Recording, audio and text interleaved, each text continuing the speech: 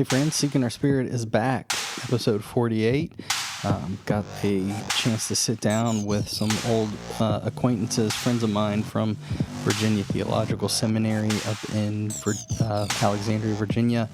Bishop Given and Reverend Lillian Gaula from the Diocese of Kondoa, Tanzania in Africa. And it was a wonderful chat, amazing story. I'm really excited to bring that to you, so I hope that you enjoy. As always, if you would like to be on the show, please come forward and tell your story, or send me some names of some folks that you think would be good on the show. Or you can contact me at seekingourspirit@gmail.com to be on the show or to inquire about spiritual direction. You can also leave a message with just a story about spirituality in your life, and we'll share that and talk about that. You can call a Google Voice number at 615-933-9737. So, yeah. Appreciate all the support and love. Hit all those important buttons out there on the interwebs, and keep supporting and sharing. Really appreciate it. Hope you enjoy. Peace. All right, so we're rolling. Good morning. I have special guests with me this morning, Bishop Given Gaula and Reverend Lillian Gaula from the Diocese of Kondoa, Tanzania, Africa. It's a joy and a pleasure for me to be with you all this morning, and I appreciate you doing this with me. And as we were talking about before I hit record, it's special because we actually have known each other many years ago, a little bit in seminary at Virginia Theological Seminary. So it's a pleasure for me to sit with you all and catch up and talk, and so I'm excited. So welcome. Thank you for doing this and being with me. Thank you. Yeah, my pleasure. So, so why don't we just start by, I always like to have people tell a little bit just about who they are and what they do. So do you both want to just say a little bit about, where you were born, just a little biography of who you are so people know who you are? It is so good to be here and have conversation with you. It is, in a sense, very exciting, and I'm delighted, really, that you came so that we can have this conversation. On my part, I can say I have some interesting history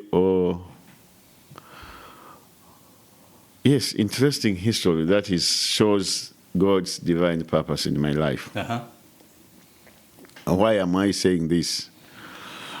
I was born in a family of only 2 children. This is very uncommon in African context. Mm-hmm. And both males, both boys, and even very unusual in African context. Mm-hmm. Why? In Africa, a family is supposed to have many children.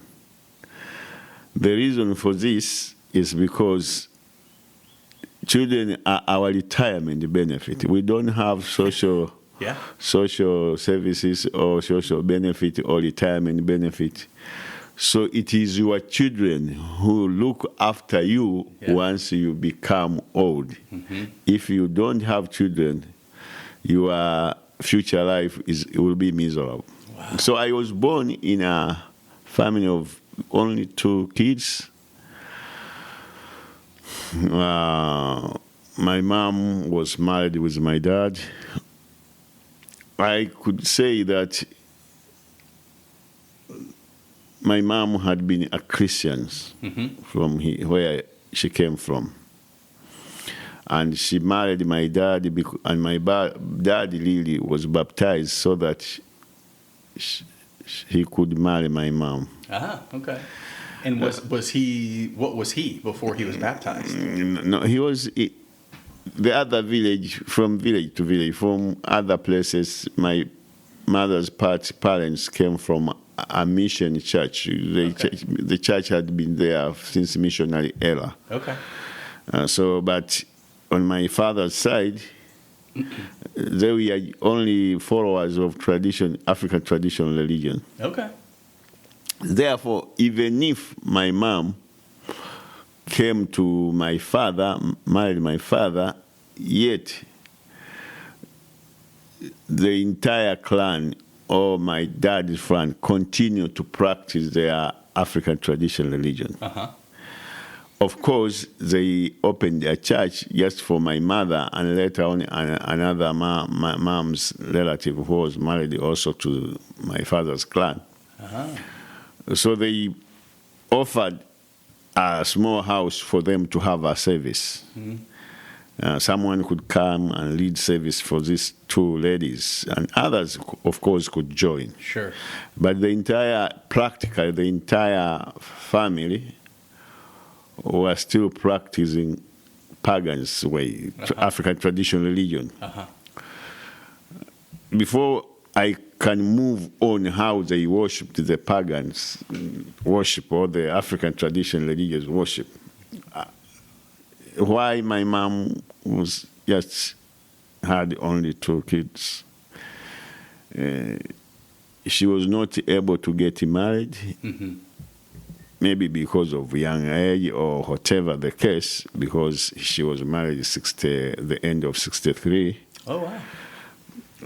And she could not get children. She was miscarrying. Yeah. And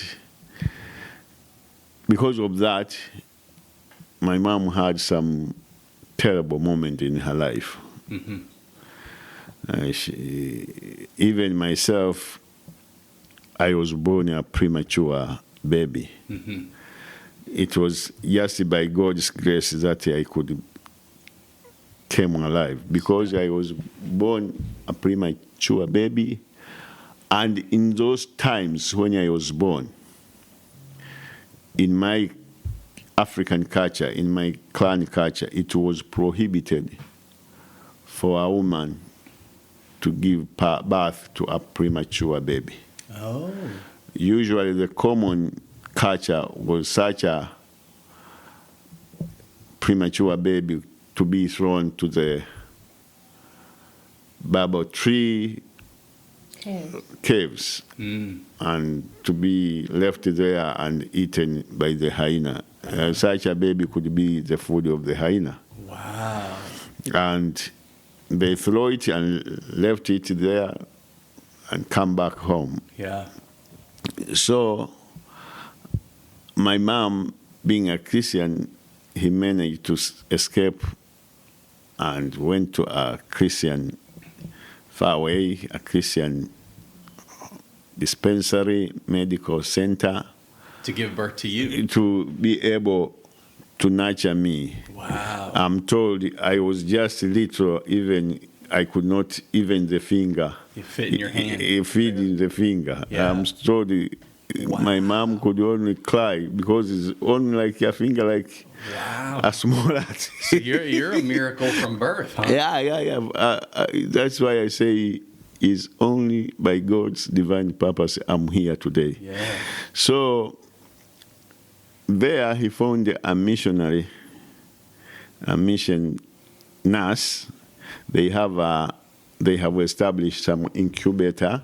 Uh-huh. So they put in an incubator for nurses. And then when they were handing me back to my mom is when they called me the name Given. Wow. So the name Given really came to me as a miracle. Not my mom never knew even really the meaning of Given. Right. But later on it discovered that white missionary named me Given means I was a gift from God to my mom. Yeah, God-given. God-given. Yeah, so that's beautiful. Yeah. So the story I hear, the testimony I hear, these missionaries and others could tell my mom, no, don't cry. This will be a baby. Yeah. It will be a man. It will be a human being. Don't cry. Uh-huh. He will be a human being.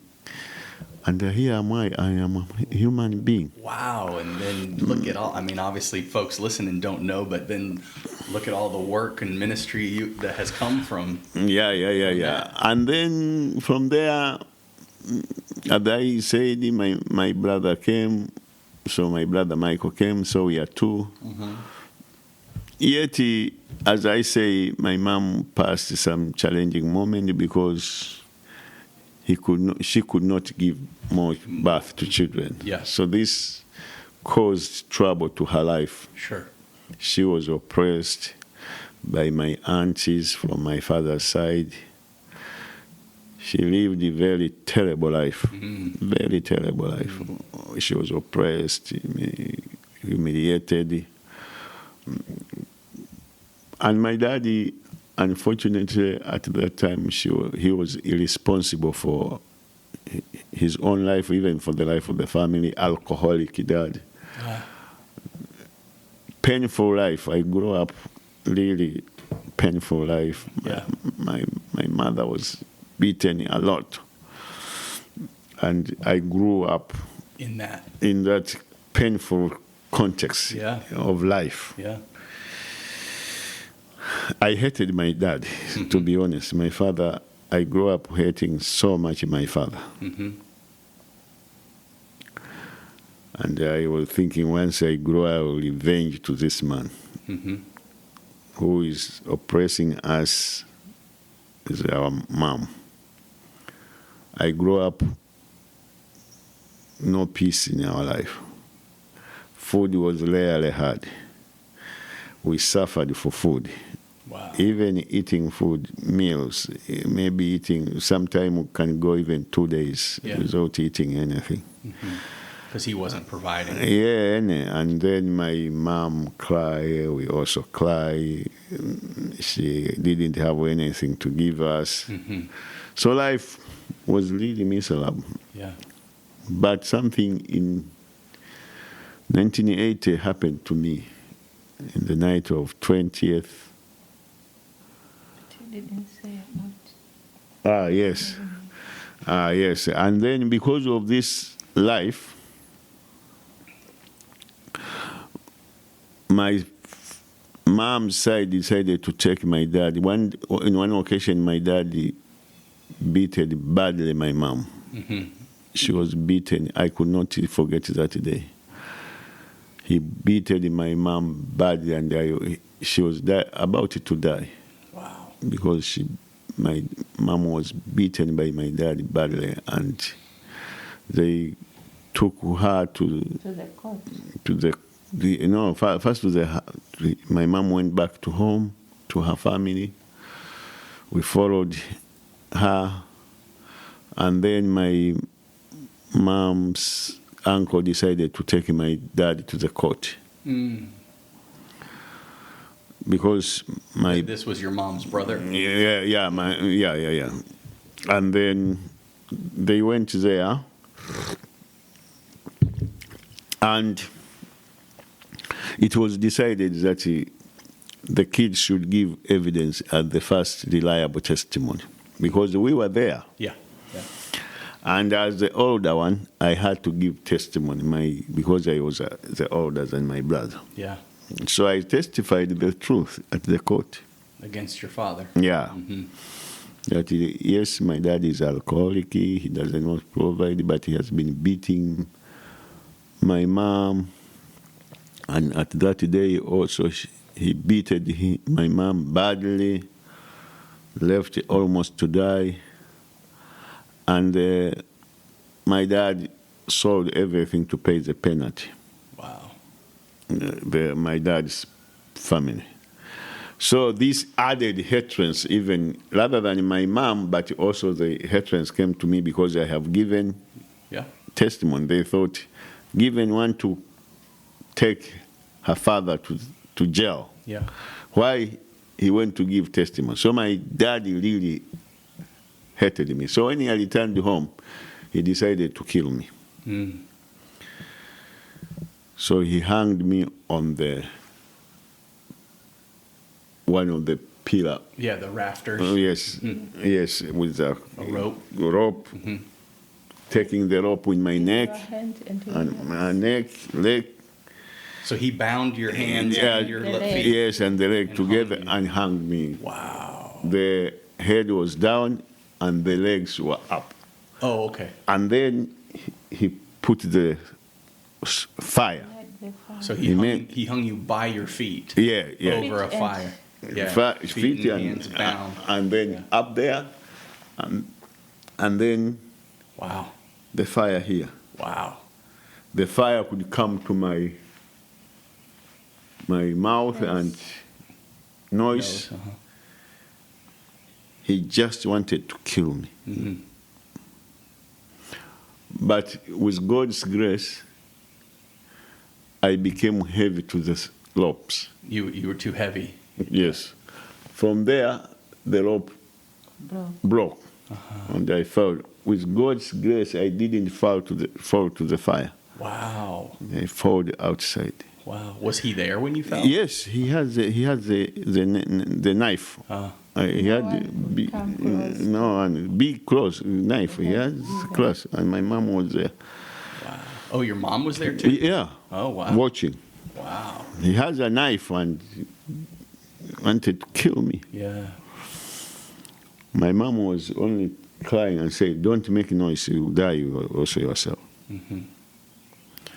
Wow. So such was a very difficult moment in my life. Well, what did he do when you fell?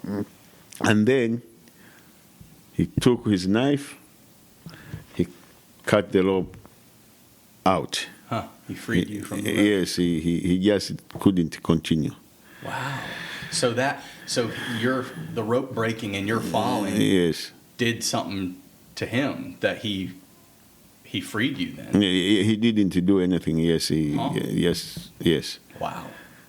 So they opened hands and my hands and my feet, and then, but I was just crying. Yeah, oh, sure. I was just shedding tears. My mom was shedding tears, Of course.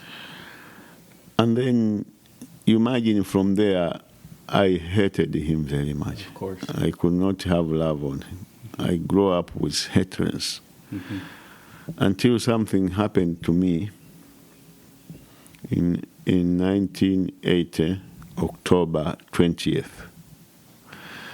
The East Africa Revival Movement was very strong in East Africa. The preachers of the gospel were spreading the gospel like a fire in central region of Tanzania. So they came to our village, those brethren, preaching the gospel. And they have a theme of that week from Matthew 11:28. Come to me, all of you who are heavy laden, and I'll give you rest. Wow. So they came to our village. They were preaching. At night, I went to this meeting, and they preached the gospel. And at the end of the preaching, the preacher made an altar call. People who wanted to give their life to Jesus come forward and accept Jesus. I heard Jesus calling me. I heard clearly the voice of Jesus calling me, come to me who have heavy luggage. I'll give you rest. Come to me. And I found myself, I was carrying a heavy laden, heavy luggage, and peaceful life, Headstream's life, the life we were living in the family, bad life. I thought the only one who can give me rest is this man, Jesus. Yeah. So I decided to go forward. And I gave my life to Jesus at that night. You know what happened? How old were you then? 14. Okay. Something special came to my heart. Something special. I felt peace I have never ever felt in my life. I surrendered my life to Jesus. I invited Jesus to be my personal savior. to come into my heart. And I felt amazing peace I have never experienced in my life. You see, for the first time, although I have hated my father, I felt to love him unconditionally. I felt to forgive him and forget all the past. Wow. I knew he has never changed, but I thought in my heart I'll start a journey of loving him. A Christian unconditional love. I did forgive him for all he has done to my mom, to my brother, and to myself. I decided to forgive him. I decided to start a new journey. And something in my heart was amazing experience which I cannot express, human being can understand. Yeah, sure. You had a healing of some sorts. Yeah. And I knew now I could not even go to proceed with education. I was a poor.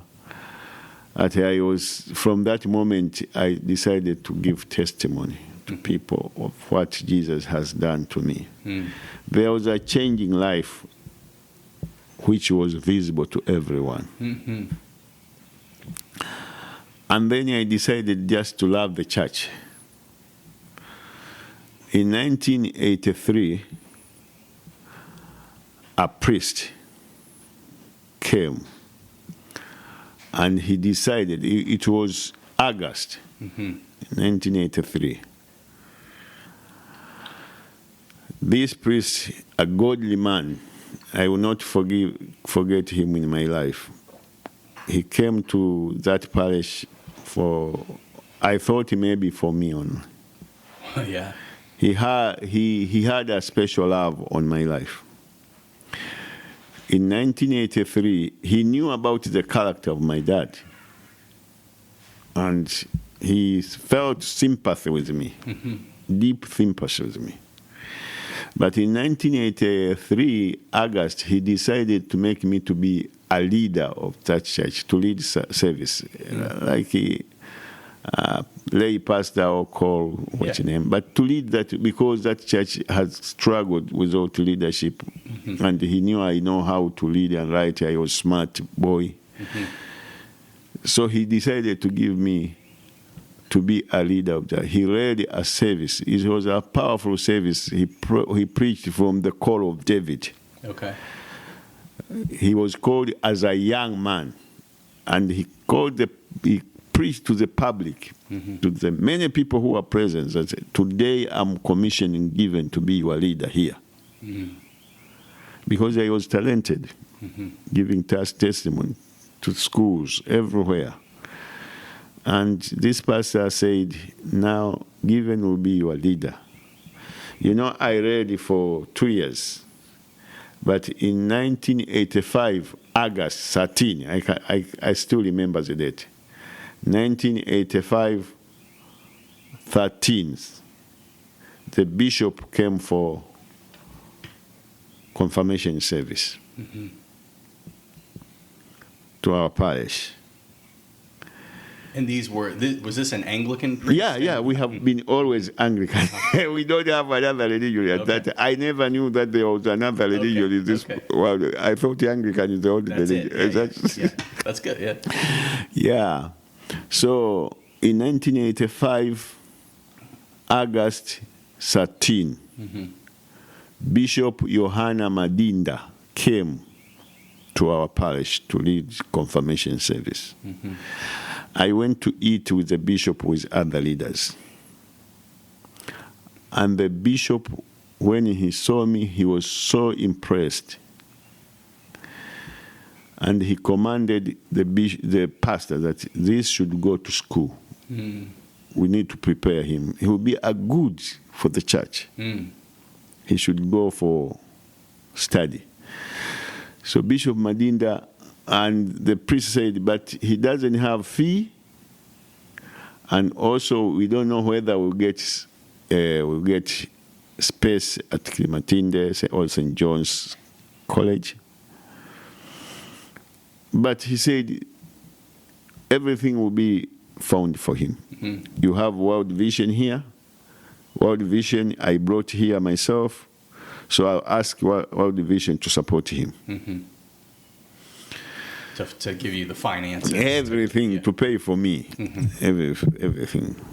And then when the bishop left, he went home, he phoned the people at Klimatinde that we will have a special student, although it's not the time, but please receive him. Mm-hmm. And also, this priest was making follow-up of bishop's advice. Uh-huh. And then I left home on the 3rd September 1985. And I have never returned home to this day. Really? I go for just greetings them. Mm-hmm. But I left home, my native village. I returned home only to greet, but visiting them. Yeah. As I left home, the 3rd of September 1985. Wow. To this day. Wow. Yeah. So I went to study, and then later on I went to Bible College where I met also Lillian. Okay. In 1986, 87. So you all were 18? Yeah, 20. Uh-huh. When you all met, okay. And then we went to Kalaya School for Mission, Church Army, we call by then. I graduated. When I graduated at Kalaya, we were also with Lillian. Lillian was posted to be a chaplain to a big hospital in Dodoma. But for me, I was assigned to go to Kondoa. Now the story of Kondoa comes from there. Okay. To go to be a church planter, to plant church. Because in 1990, the Diocesan Convention met and declared, one of their declarations was the gospel must be sent to the northern part of the diocese, to the indigenous of Kondoa, so that they can hear the gospel, where 90% are Muslim. Muslims. Islam. Muslim, yes, or are Muslim. Okay. So that's declared that time has come to send the gospel to the Muslims community in Kondoa. Uh-huh. And in order to make the gospel to be faster to the Muslim community, the bishop decided to write to Church Mission Society New Zealand requesting a person who was gifted in evangelism and who has experience of living with the Muslims. And therefore, when I returned from Nairobi, I was posted to Kondoa in a place to plant Christianity. And then, to make long story short, this missionary from New Zealand with his wife came. The missionary was called David Pierce. You see, this journey is amazing.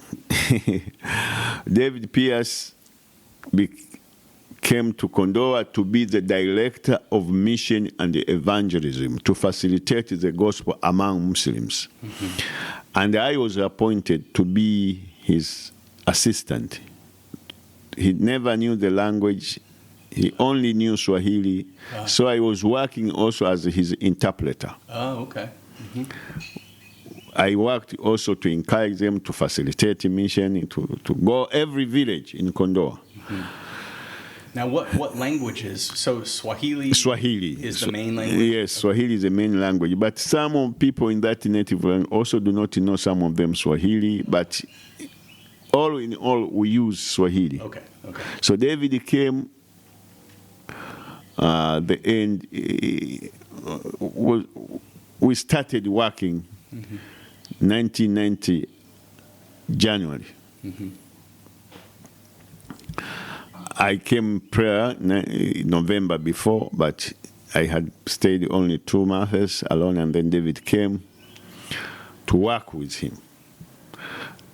Working in Muslims area, especially in Kondoa, is a very, very tough area. Dangerous? It's dangerous, but really resistance. Resistance. People there do not want to be Christian, and they hate Christian. They don't want any other religions to come there. They don't want, because by that time even the Arabs were living in Kondoa. They hate any other religions which comes. We are a secular state, yes, but yet hatred is there for other other faces. Muslim or imams and sheikh cannot accept other. Even it is part of their culture. Islam is part of their culture. It was entrenched already. Islam has been there. It's the center of Islamic. Kondoa is the center of Islamic in Eastern Central Africa. Oh, wow. I didn't know that. It's a very strong. Apart from Zanzibar, Kondoa comes second. And therefore, when David and I went, and Jane, his wife, the resistance was very, very heavy. Imagine, and more resistance came because David was a white. And Muslim in Kondoa, they hate so much the white people because the Arabs there have planted in the mind of the people that white people are bad. Don't accept white people. The Arabs who stay in Kondoa at that time, they have influenced even African Muslims to hate the white people. So when we arrived, David and I and Jane, the resistance was very, very strong in Kondoa. For almost 2-3 years, nothing happened to us. You see, in working in such a context, it is easier to get discouraged. Of course, we mobilize everything possible, but it was really very, very hard work. But God is good. We used to pray, to fast, David and I and Jane, we used to praying, fasting. Even we fasted 2 days, only crying to God to show us a way forward so that the gospel can spread in Kondoa. God, in his internal divine purpose, once incident happened to us. We went to a place for a purpose of planting a church. We normally start by this civil servant. We had a teacher who has come from somewhere in the country. He was a Christian. He has been posted there at that village. And we were worried because he was a Christian. He could convert to Islam. So we wanted to hold him. And I met him at the bank. He has come to collect his salary. And I organized with him that David and I will come and visit you and have a service with you to your house. And he said, oh, yes, you can come. I have never worshipped almost 6 months. Wow, So if you come, it's fine. So we organized. Sunday came. We went with David to this teacher, to the village where he was staying. Anyway, in one way or another, we couldn't find him. Maybe he has gone somewhere for any other reasons. And then on our way back,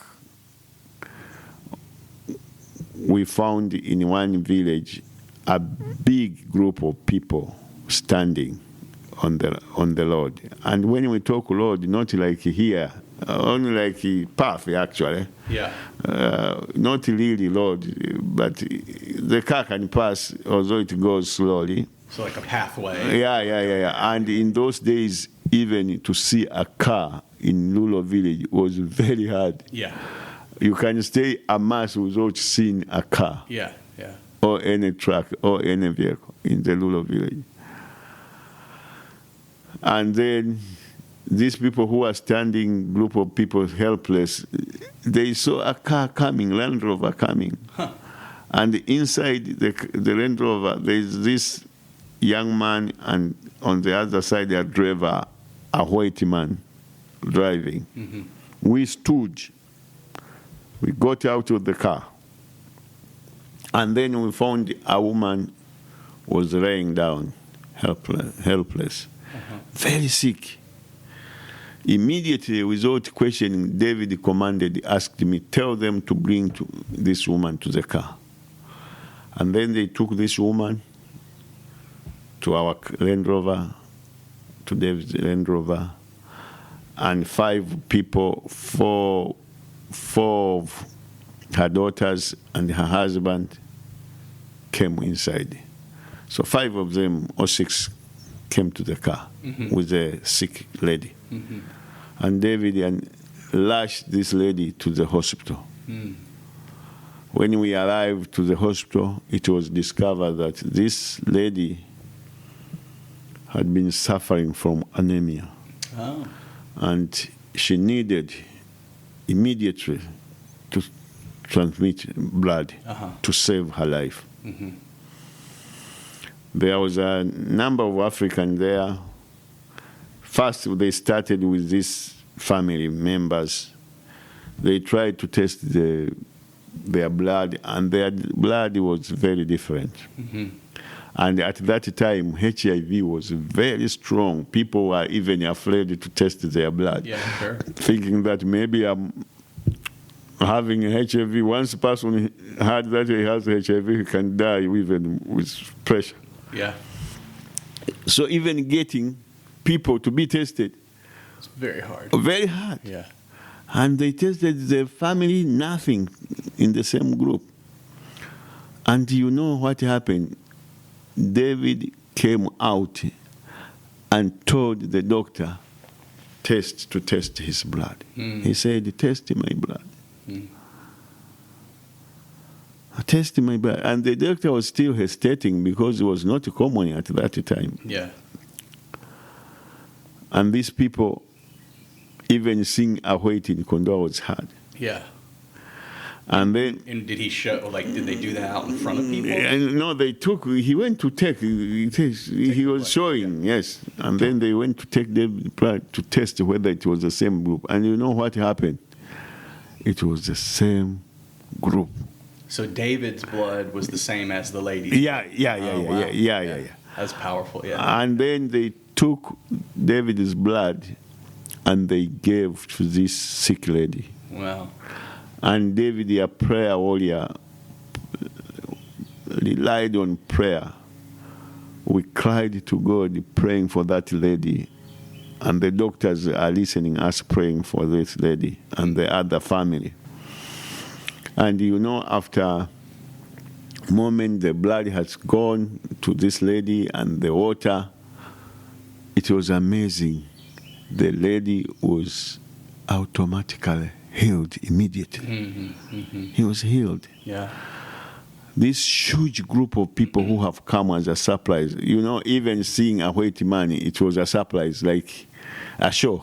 Yeah, so sure. Many people came not only to see the victim, the lady, but also to see this white Mzungu. But it was a shock, what I'm telling you. That incident changed the entire phase of our mission in Kondoa, I believe, to this day. Yeah, well, I can't imagine, because of everything you described, not only was he a Christian, but he was a white man. Yes. And then yes, and that's why I was going to say it was a shock, because for the first time in their life, mm-hmm. they saw a man giving his blood mm-hmm. to a woman. Yeah. Women are second class in Muslim community in Kondoa. Mm. Yeah. They are second. Right. No voice. They are voiceless. Yeah.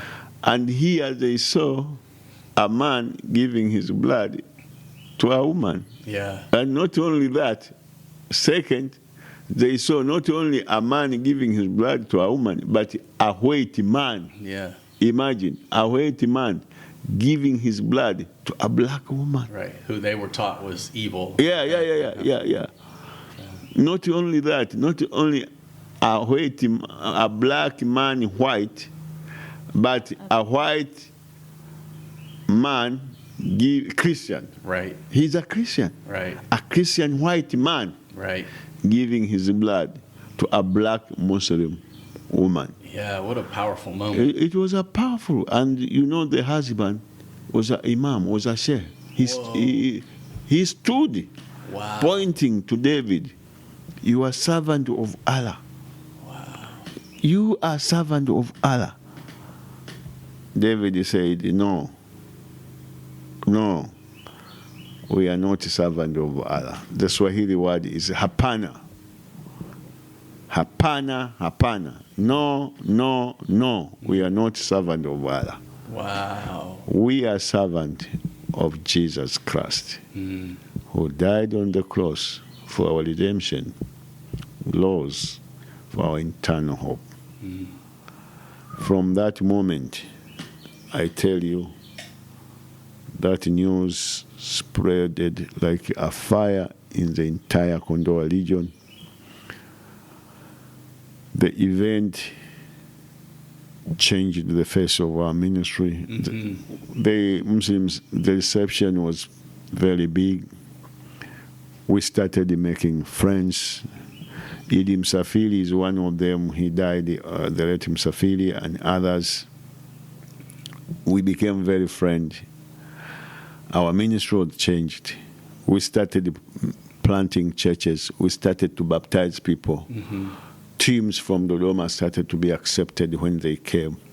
In the following 3 years, we were able to plant 17 churches, and 5,000 Christians came to faith. Wow.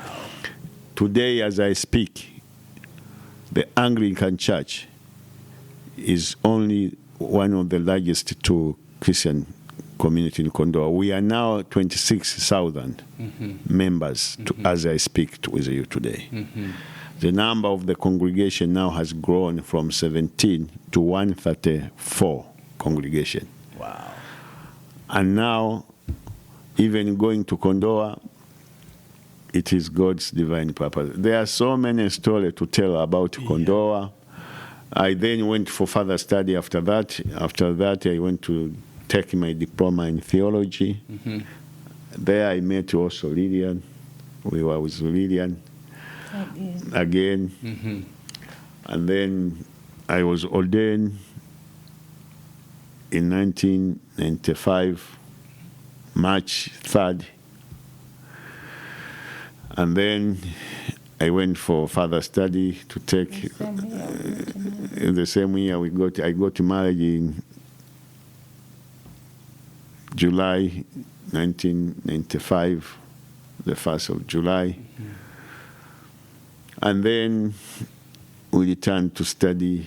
I was to go to UK actually, but then it was the university I was going, it opened their campus at St. Philip's. But still the teachers could come to teach at St. Philip's. So I did my bachelor honors from Gloucestershire University, UK. And then I I went to a parish. Prior to that, the bishop decided to return to Kondoa. Again, because the bishop thought I knew the context of Kondoa because of working with David. But anyway, something happened. We didn't agree with the bishop with one thing. He wanted to divide Kondoa to be a diocese.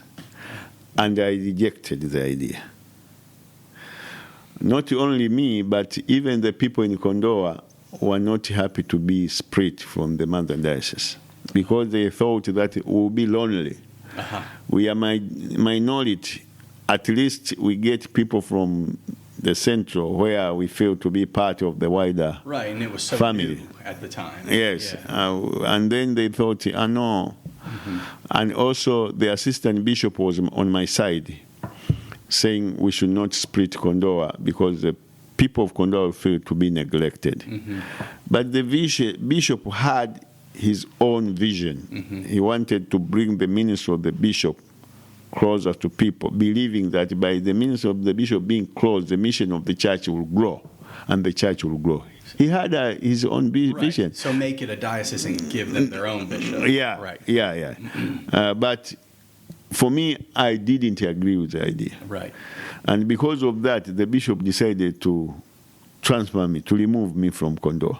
Oh, wow. Yeah, I said, if you don't want to stay in Kondoa, it's fine. Come back.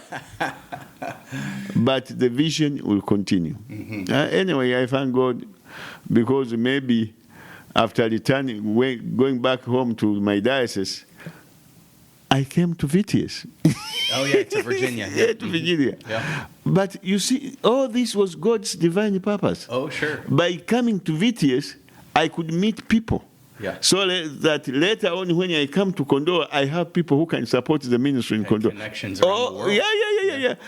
All this, if you see in your spiritual eye, you feel that it is just as Joseph in Egypt. Yeah. That's a good comparison. Yeah. He's there, but God has a reason of sending him there. Yeah. To save his people. So by rejecting Kondoa not to be a diocese, the bishop decided to remove me from Kondoa, but at the same time he decided to prepare me so that I can be a lecturer to teach the future leaders of the church in our theological college. So he decided to bring me to VTS. Yeah.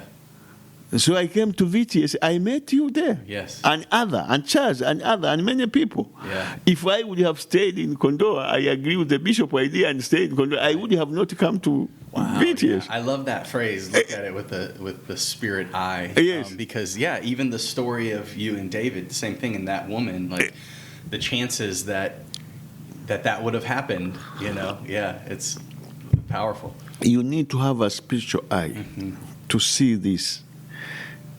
Even if the bishop may not have intention, because he didn't bring me to VTS so that he can prepare me for Kondoa.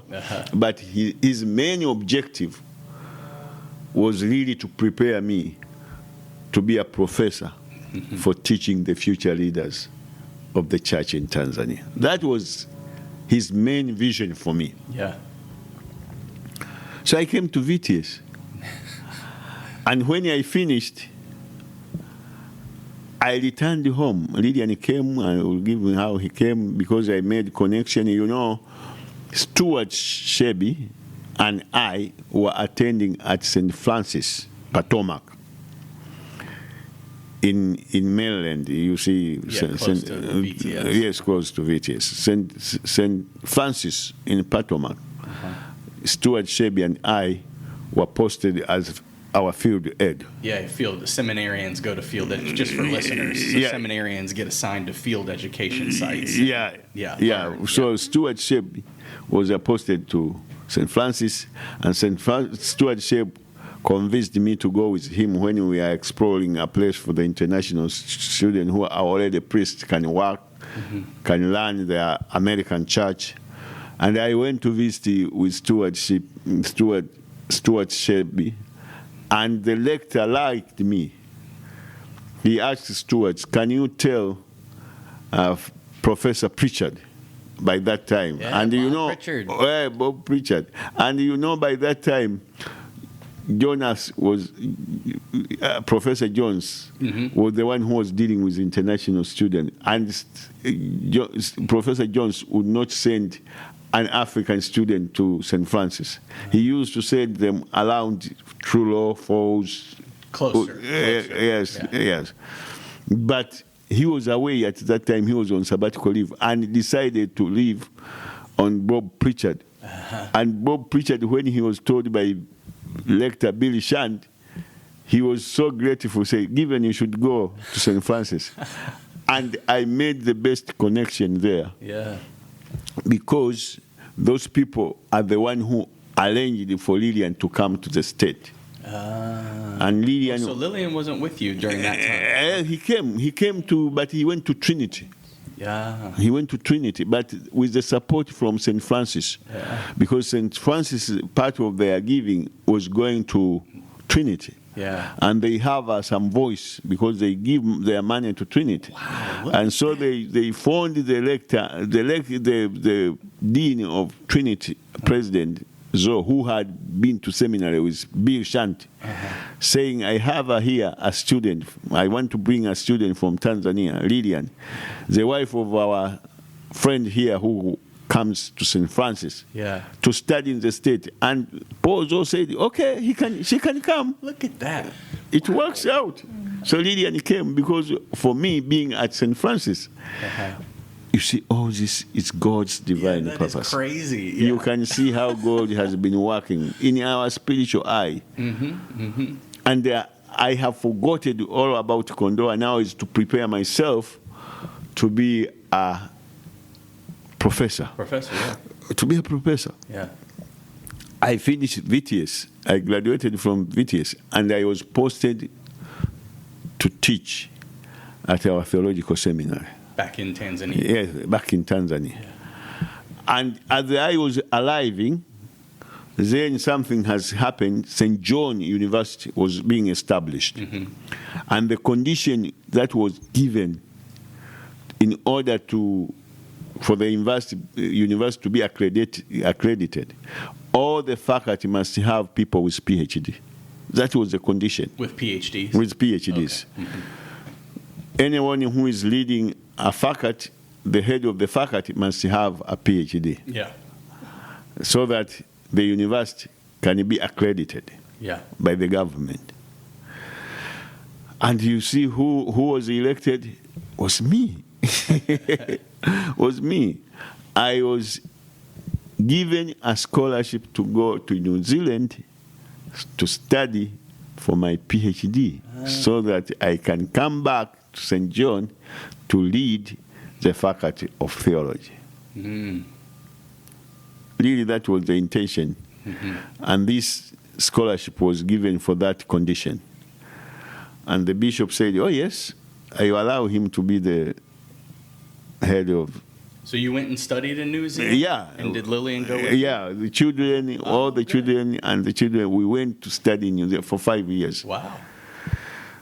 4 and 4 months we were the children, but then the 4th year something happened is when I was finishing my PhD.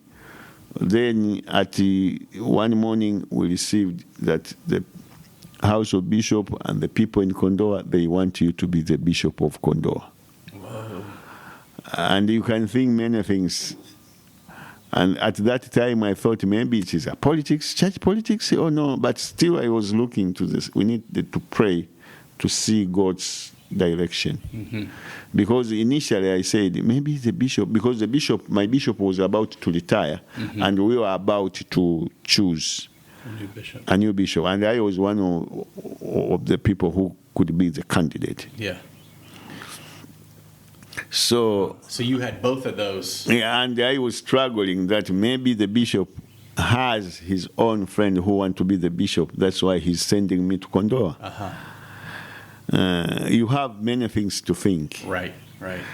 But motivations and agendas. Yes, and and the Diocese of Central Tanganyika is a very powerful diocese in the country as well as in the Anglican Communion. It's the largest diocese in the Anglican world.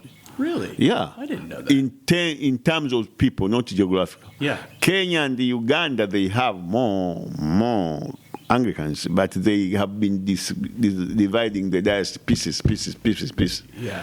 So maybe it believed that the Diocese of Central Tanganyika is the largest diocese in the Anglican world in terms of people, because it have almost 1.2 million members. Wow. Yeah. It's a very big diocese, very wealth. So I had so many things to think, but when we deeply prayed, seeking God's will, whether really He was calling us to come to Kondoa. Yes, I have lived in Kondoa and I have worked very hard with David Pierce, but it was really God calling us to go. And then how about the donors who have given a lot of money so that I can go to teach at St. John University. Bishop Ball told me, to be a bishop, you don't need to have a PhD. Even a diploma person Right. can make a good bishop. Right. But to be a lecturer at St. John University, you must have a PhD. So your PhD will be relevant used at St. John rather than sending your PhD to Kondoa. Sure. This was the idea of Bishop John Ball, a missionary bishop from UK who was assistant bishop to Central Tanganyika. Okay.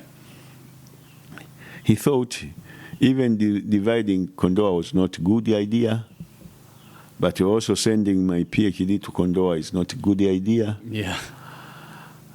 He thought that it's not good. But another bishop also, whom we have formed a friendship, came to pray with me. And he told me, Bishop, he said, Father Given, to be a bishop is a high calling. I encourage you, if at all possible, you can go to be a bishop. But my wife and I, Lillian and I, were still hesitating, very much worried. We decided to tell God to tell us Right. whether it was His willing, whether it was His purpose for us to go to Kondoa. We prayed throughout the night, and at one night, God spoke to us that He was calling us to come back to Kondoa. He gave us the text from Esther, chapter 4, verse 12 and 13. For such a time as this, we realized God was calling us. We said, if it was of God, we responded that we are happy to. If it was God's will, we are happy to go to Kondoa. So after we responded, they decided to organize the date of my consecration. So we had to go home so that I can be consecrated and then come back to finish my PhD. In New Zealand. Yeah. But the whole family, we returned home, and I was made a bishop, consecrated on May 20th, 2012. And then I returned back to New Zealand to finish up my PhD in November, the end of November. Before I left, I went to my bishop, who has nurtured me, has given me all this opportunity to go for studying, for my bachelor, for my master's, for my PhD, to see he called me to have a conversation with him. He did encourage me very much. He said, Kondoa is one of the poorest dioceses. It's a missionary diocese because the church is new there. Right. Sure. The church is new. A relatively new diocese, but above all is a missionary diocese. The Christians do not know even how to give. They are poor and they don't know even to give offering. So all the people are working in Kondoa really are volunteering. They are not paid. But the bishop called me. He had two suggestions. He said, I recommend you to go to Kondoa and we'll walk alongside you. One of the ways to support you, I recommend that Lillian remain in Dodoma so that he can get a job to be paid. And through her payment, he can help you, support you. Yeah. But then we thought it would be, no, we didn't agree with the same. In Africa, you cannot work along without your wife. Yeah. You work with your wife alongside. I have never seen a clergy or a bishop working himself without his wife. I have never seen that. Yeah. And Lillian also supported it. I said, no, I will go with him.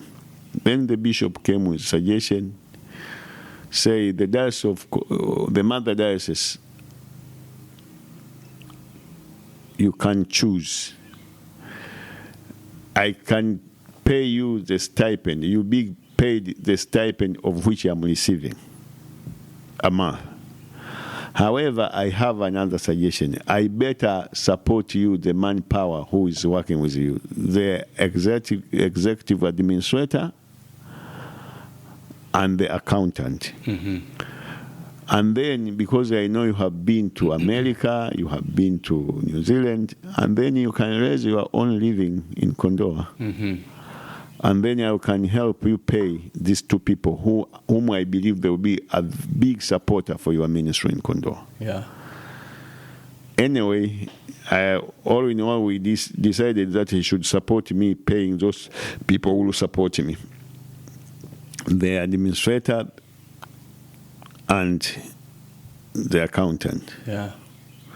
Man. And then I said, okay, I will raise my own living in Kondoa. The first year, 2 years was difficult. But then when I went to UK, I was able to, someone showed me you should apply for Archbishop of Canterbury Overseas Fund. They normally help bishops who are struggling for 3 years. Mm-hmm. And by 3 years, you'll be okay. You'll be able to share with your friends around the world. And then, obviously, Archbishop of Canterbury Overseas funding, they supported us for 3 years. Mm-hmm. And then with the hope that you are already established, you know how to live, and then God in His great mercy, I have been trying to make connection. I returned to New Zealand, to VTS for my honorary doctorate. I came here, and the Diocese of Eastern Sea also came to my life. Yeah. And they have been a very great supporter to us. Yeah. Without this diocese, maybe the work in Kondoa would have been very difficult. Yeah. Because I get fund for filling the car, Mm-hmm. the fuel. Yeah, the gas. Gas, Mm-hmm. yes. To go around the diocese Mm-hmm. and do evangelism and mobilize pastoral and discipleship. Yeah. All this has been internal. And we are growing. Yeah. We are growing. When we started, we are 5,000. Now we are 26,000. We are growing. Yeah. But the challenge has been always how disciples, because my pastor, my priests, my clergy do not have theological training. Mm-hmm. And this is very dangerous. They are godly people, I know. But the skills to lead a parish, the foundation, to promote discipleship, so that they can, people who are converted to be stewardship, they are poor, yes, they can give something, even to support their pastors, their clergy. Yeah. It has been really very tough. Yeah, I imagine. And this, my focus for the next 10 years is to put emphasis in the training of the priests. All priests must get theological training, mm-hmm. so that they are able to preach and teach the whole counsel of God. Mm-hmm. They can address the ministry of the church holistically, so that the gospel can demonstrate into the people's life as liberating them from all forms of life. Mm-hmm. In that way, the gospel can be relevant to the people's life. Mm-hmm. And this is a tough job. This is my next 10 years before I retire. That is the focus. Yeah. So that we can have a strong church, a poor church, but strong in their faith. Mm-hmm. They can serve the church. So we are growing, and we thank God for that. Also, when I started, we didn't have even church building. We didn't have even a cathedral. Mm-hmm. Now we have a good cathedral through the support of good people. Yeah. Now we have church buildings, almost 43 buildings in the diocese. Mm. Almost every parish now have at least a building. Yeah. And this has been made possible through the support and, as you have said, the connection I made mm-hmm. in the West when I was studying. Yeah. We have a school, good school. Yeah. School demonstrates And the is that presence for children? Yes, Okay. yes, education Yeah. to transform the life of the church.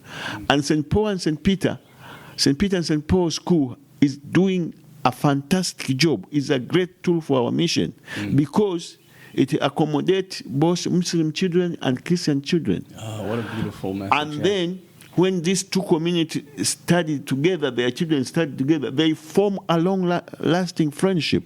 In a sense, St. Peter and St. Paul is a bridge of peace building between the two faith communities. Yeah. Yeah. All this has come through God's divine purpose. I can see God. Oh yeah. Yeah. Yeah. I can see really vivid, visible God. I call it the God thread. You know, you can see it woven through your life. And life story. Yeah. So you see how God has been moving. Oh yeah. It shows clearly it was God's divine purpose for me and Lillian to go to Kondoa. And I can really testify, we have seen God. This is a God's miracle. Coming to USA at VTS was God's miracle, divine purpose, to meet people like you. Going to New Zealand was God's divine purpose. I can meet some big people, good people who have supported in roofing some of the churches in Kondoa. I love that too, because those examples, you know, as you told the story, that's not how you were looking at it. Yeah. You know, so you didn't even see what the purpose would be until later. Yeah. It's just like the story of Joseph. When his brothers were sold him to Egypt, they never thought at one time Joseph could be their savior, their help. They were thinking that we are doing evil to this Joseph, our brother, but it was God's divine purpose. That's why when David could look back, he said, you know, it was God's purpose for me to be here so that later on I could save your life. So the same, initially I said, oh, my people are neglecting me, are sending me to Kondoa. I'm leaving my people, my culture, my native land, going to another land to be a missionary where I live terrible life. But I tell you, God has been very faithful to us. We have seen him. We have seen his mighty hand. You need to have that spiritual eye. And to me, this has been a faith journey in my life. And it has even transformed my faith. My faith is no longer the same because I have to rely on prayer. I have learned how to pray hard so that we can see God. I know God has brought to me amazing people in my life. God has taken me to the place I have never ever thought in my life. It's like John is being told someone will close you and you will be taken to the place where you have never ever thought. God has taken me to the places in my human understanding I could never ever thought. Even being in this house to me is a great miracle. God to bring the Diocese of East Tennessee to me is one of the greatest miracles in my life. Who would have thought? Will bring the Diocese of East Tennessee in my life, and they will have heart for Kondoa in an amazing way.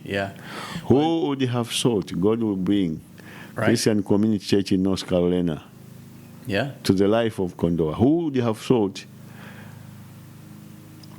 that St. John the Divine in Houston, Texas, the Diocese of Texas, can come to my life and have a heart for Kondoa? Who would have thought? And it's it is God's divine purpose. For me, this is a spiritual journey. Yes. It's a faith journey. It's a beautiful and powerful story, and and I love it. And I thank you for sharing it. I mean, because I didn't know all those connections or background. I mean, it's so powerful. And I mean, not to get into little details, but it's so fascinating too, because you know, you could go to, say, Virginia and meet people, and maybe they're not the right people, and it just happens to be, again, God's purpose, like the type of people that had a heart for it, and the type of people that could move and organize and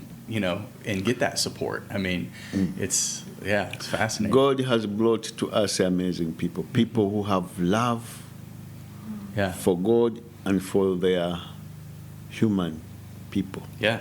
People have come to Kondoa. They have felt love to us. They have felt compassion, Christian compassion. You see, in this, some of them say, "Are you living in this life?" I say yes.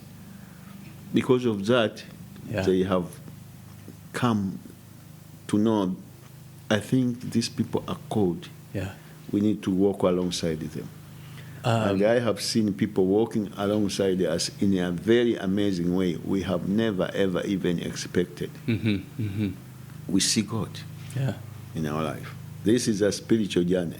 Yes, it is. Our calling is our spiritual journey, on the other hand. Our faith has increased the way we see God working in Kondoa and in our own life. And that's what I've seen in doing this project, this podcast. That's what I've seen. People are so hesitant to come forward and tell their stories, but something beautiful happens when people come tell their stories. I get to see the same with the spiritual eye, I get to see that thread of God in every person that comes and speaks and tells their story. Everyone has that.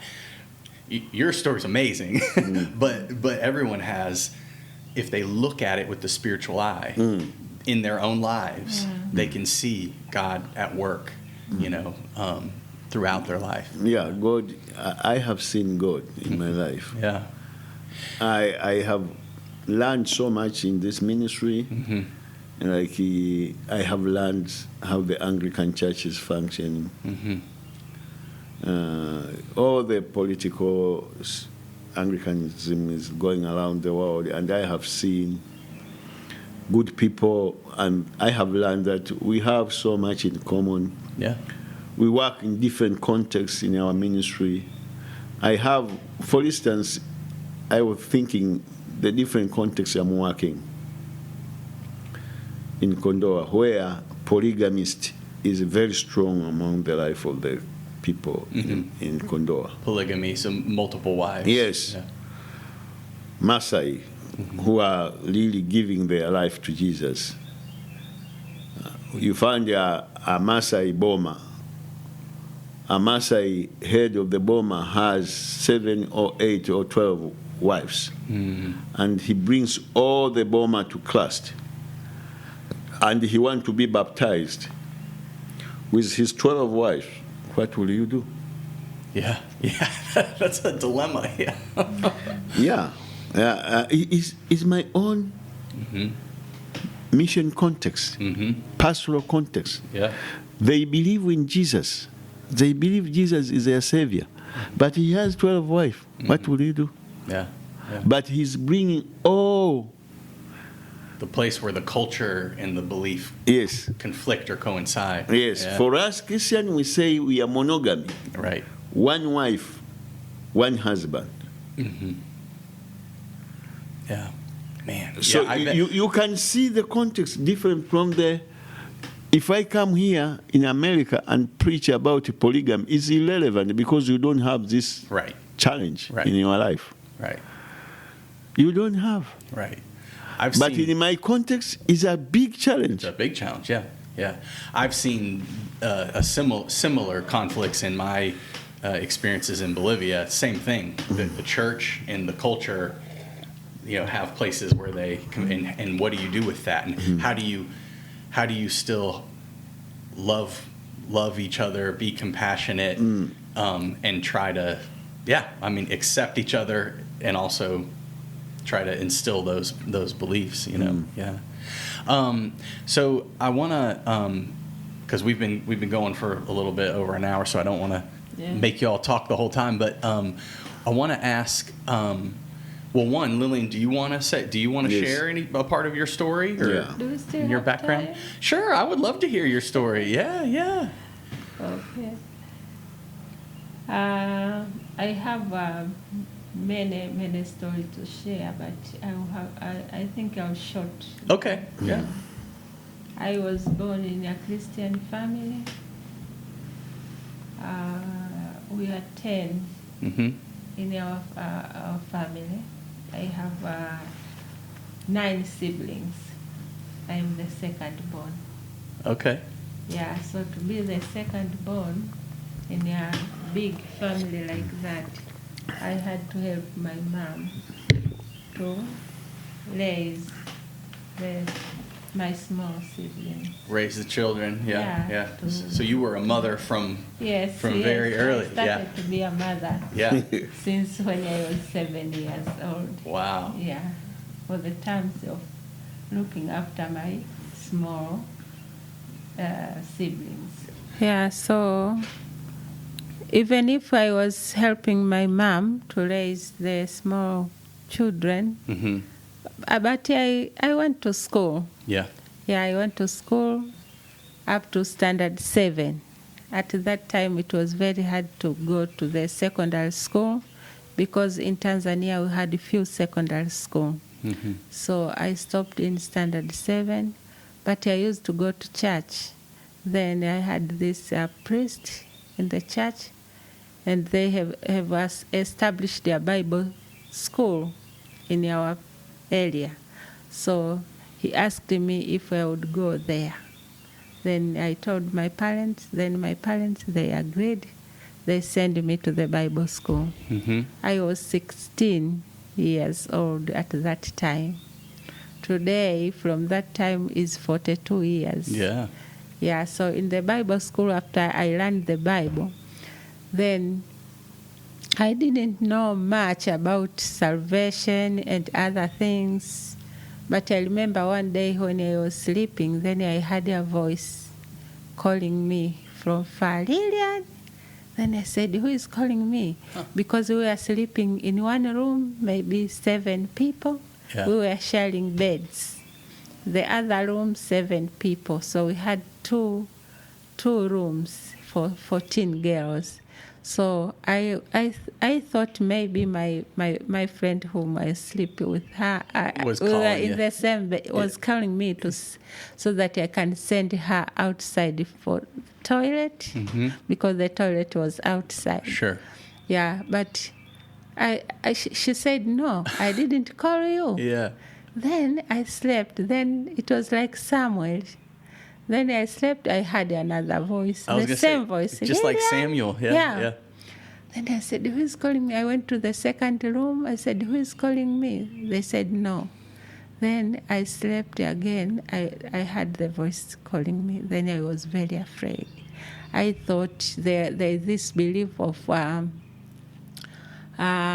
living dead. Mm-hmm. They can call you so that you can die. Calling you back. Yeah, so Yeah. I was afraid. I said I didn't sleep. The next day was Sunday. We went to the villages to minister from the Bible school. The students were sent away to but on the way, I still thinking about that voice. I didn't share with anyone. Mm-hmm. So we went to the villages. We came back. Then in the afternoon, we have this. We have fellowship. So in the fellowship, I had to share in tears. So my principal told me that God was calling me. Yeah. So people, they were very happy. They sang. Yeah. So from that time, then I accepted Jesus as my personal savior. Uh-huh. It was 17th of October, 1982. Wow. Today is 42 years old. I have been working with this wonderful Jesus in my life, whom I never, ever feel bad to walk with him. Mm-hmm. I know I have been walking through ups and downs. Sure. Sometimes very difficult life, Mm-hmm. but Jesus has been holding me all this way until today. So after that, when I was at Bible school, then now the school is choosing some people whom they think they can serve the church. So they send me to Msalato Bible College, where I met Given. So the diocese, they had this program that they have to teach their own people so that they can serve as secretaries, nurses in their hospitals. So I went to study secretarial course. And Given came there. He was studying Bible. Then after 2 years, the course was 2 years. Then after 2 years, we had these missionaries from UK. They came to teach us, some from Australia. They came to teach us English. So I did very well in English, but in the terms of doing what is the cup in English. Then I know this is cup, this is. So I did the exam, and I passed very well. Yeah. So when the bishop heard that I have passed very well exam, he had to send us, because if you know a little bit English, he will send you to the big college for evangelism. Now, was your bishop the same at that time? The same bishop, Okay. Bishop Johanna Madinda. Okay. We were the same diocese. Okay. So they chose me and four of our friends, and Given was among them. So we went to the How cool. to the Karaya College in Nairobi for 2 years. Then after I liked very much the work of visiting hospitals, visiting sick people. Yeah. I liked it very much. So we were doing evangelism a lot in practical more than in the class. So after we finished, that is when Bishop was appointed to Kondoa to plant churches. I was appointed to the diocesan hospital, very big hospital, to be a chaplain. I liked very much the job. Yeah, after 2 years, now Bishop Madinda has died. Has come another new bishop. So Bishop Mhogoro decided to ordain women. I was going to ask about that. Was that a big change? It was a very big change, Yeah. but he did it very well. He decided to teach around the diocese, started teaching the ordination of women for 10 years. Wow. Yeah. That was smart. Yeah. Yeah. He was very smart. So he told me to go to study at St. Philip Theological College. I told him I never saw a woman studying in the theological college. He said, I want to ordain women. I said, I don't want to be ordained. Then he said, okay, go. Then when you go there, just have education. Yeah. Then we'll know what to do with you. Yeah. Then I went there, and Given was among those people who are going to the theological college. So we went there to take our diploma in theology. Yeah, and that is, and I have been with Given for 9 years together in different colleges as my brother. So you all weren't together then? No. Look at he that. Was Even the God thread in your relationship was there. Isn't that cool? He was my brother, but the second year, now 9 years after knowing each other, the second years of the theological college in St. Philip's, he changed his mind that I can be his wife. It was very hard for me to accept, but slowly, then I accepted. After that, we finished our course. We went home, Given appointed to another parish. I was in another parish. The same year, the next year then is when we got married in 1995. After that, we have been working in the parishes for 4 years. Then we went to Kondoa again, Bishop, to be a priest. And I was teaching at the Kondoa Bible School. So for 1 year, then the bishop took us again back to Dodoma, to our place. Then from there, Given was at that parish. I went to teach at Msalato Bible College. Then Bishop said you have to go for further studies. They have opened this online. We were at St. Philip's, but we take our degree, theology, from University of Gloucestershire, UK. So now we are married. I have 2 children. I'm pregnant. I am taking my degree, and Given is taking his degree. Given was 1 year ahead of me. He finished, and he was appointed to one of the parish. I continued with my 3 children, 2 daughters, and one son, Ihewa, Ilumbo, and Aman. So I was studying with these 3 children.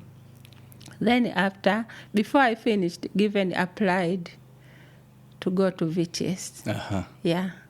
So the bishop told me to move from St. Philip's to come close to because the children started studying.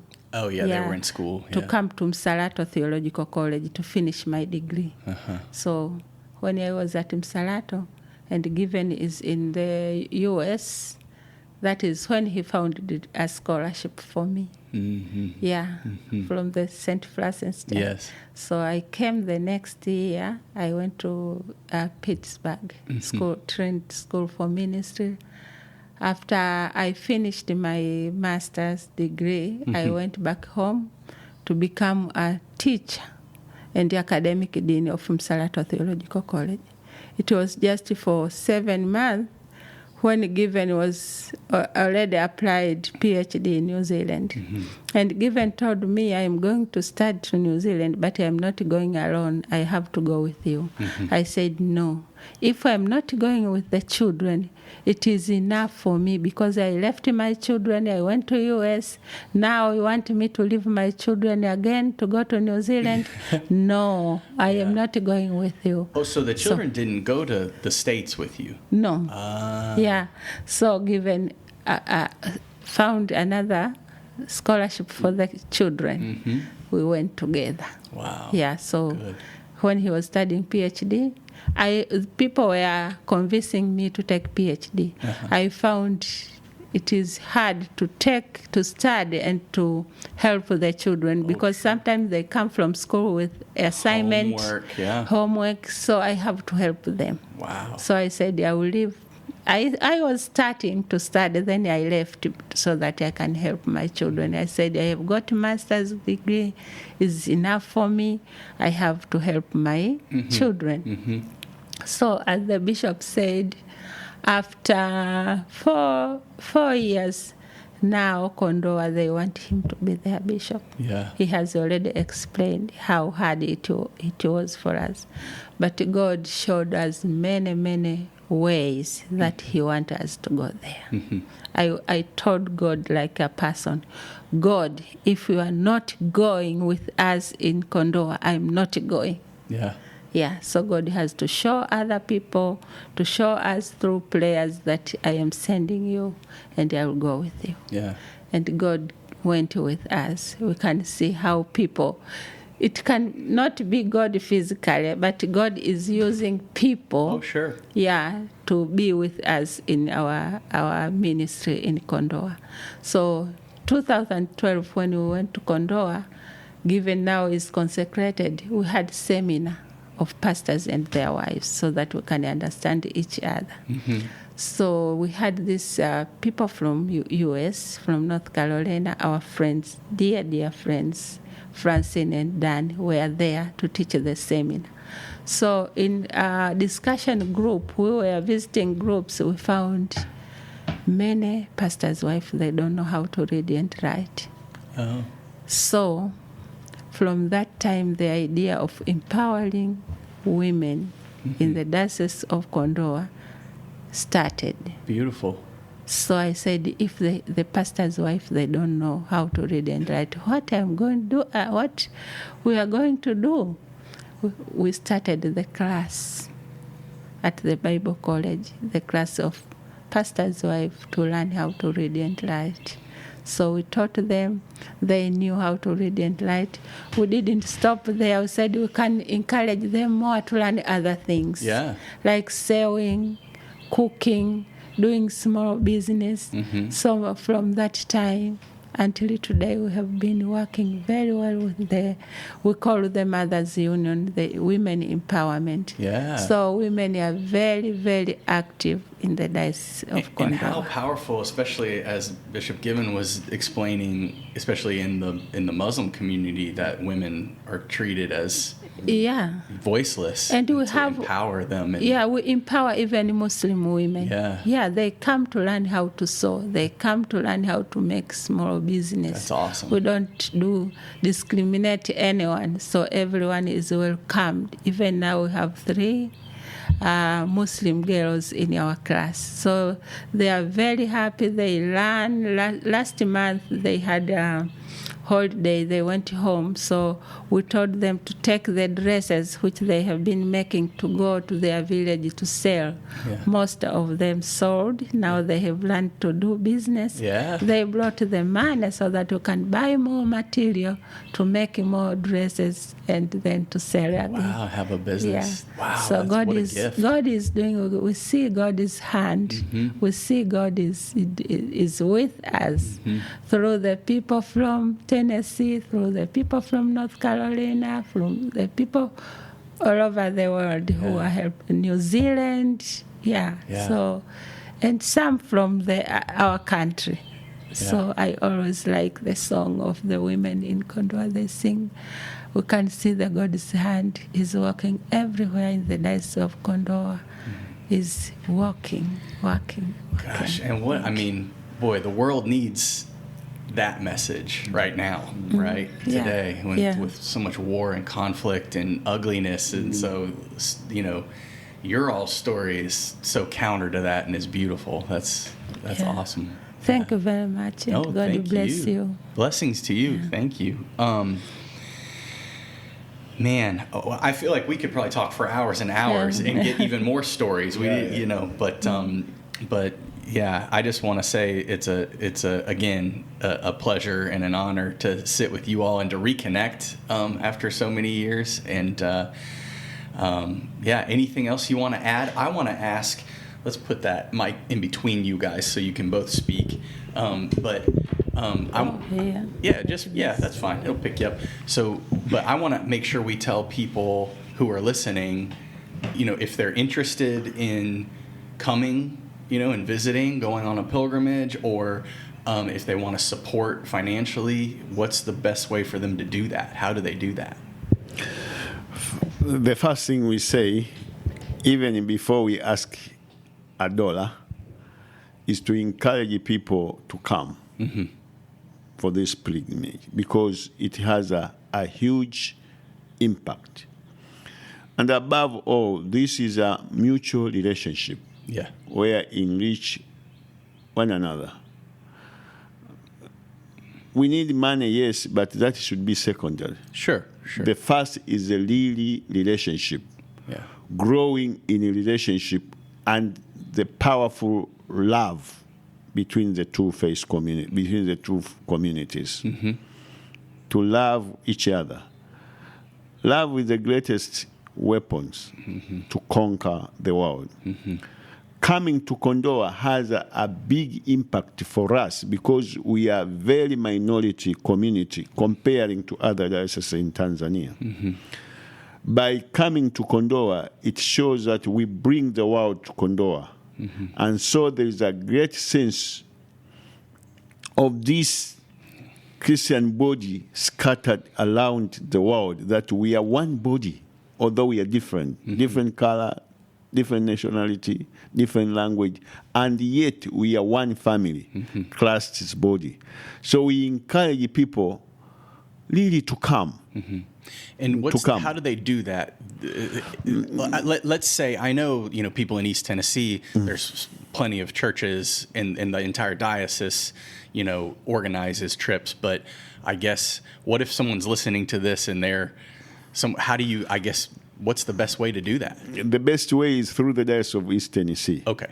Through the Diocese of East Tennessee, Elizabeth Corona is coordinating this with others, of course. Okay. Because they'll take the bishop anybody. himself. Right. Yeah. And the bishop himself. Yes. Bishop Brian has been great. Yeah. Okay. In encouraging and facilitating this relationship. Okay, so if someone's out in California or something and hears this and really feels a call and wants to come, they need to contact the Diocese of East Tennessee. Yeah. They need to contact So come. Okay.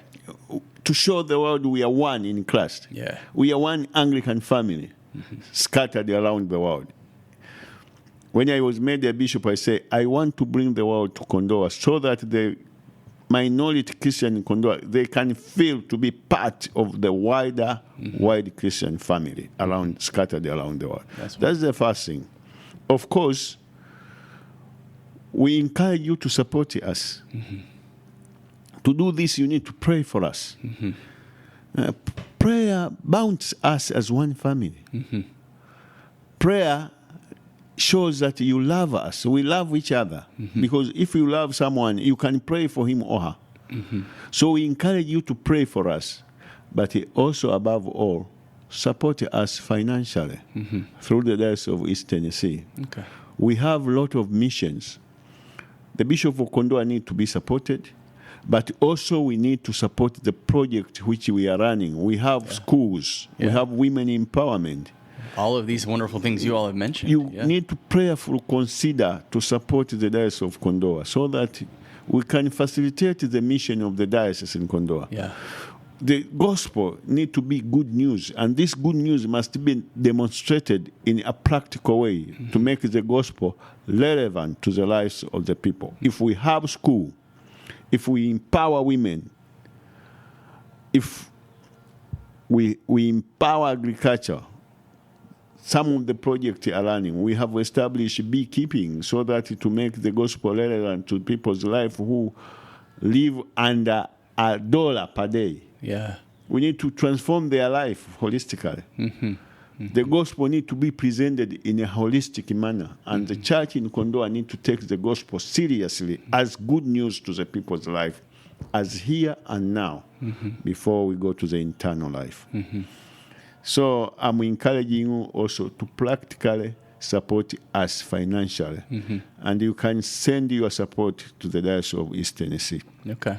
Our link diocese, our lovely people in the Diocese of East Tennessee. Perfect. Well, yeah, folks hear that, and I'm sure there'll be folks that are inspired by your all story and your work, and we'll do what we can. We'll keep journeying together. I'm coming one day. I think I feel like I need. And to. I really encouraging you to come. I know you say you have some connection in Bolivia. Yeah. We encourage you to develop that connection in Bolivia. Yeah. However, there are a number of churches in this country who have several connections. Yeah, several connections. And Kondoa must be taken seriously with your parish. Yes. Yeah. So that you can join this exciting journey of transforming the world in Kondoa. We are minority in Kondoa, yet when you come, we feel so encouraged that we are part of the worldwide Christian family scattered around the world. And people of Kondoa are so encouraged just by your presence. Yeah. It's really good news to us. When the people in rural villages from nowhere, when they see a person like you, Mzungu, a white person, they are very encouraged that, we are part of this big family. Part of the body, yeah. And there are people who count us. Yeah. Yes, you show that there are people who count us. That's beautiful, and I think that's hard for people here to imagine, but that really is. I've seen it in Bolivia as well. I mean, that really is important, that's, awesome. All right, well, this has been lovely. I really, really appreciate your time.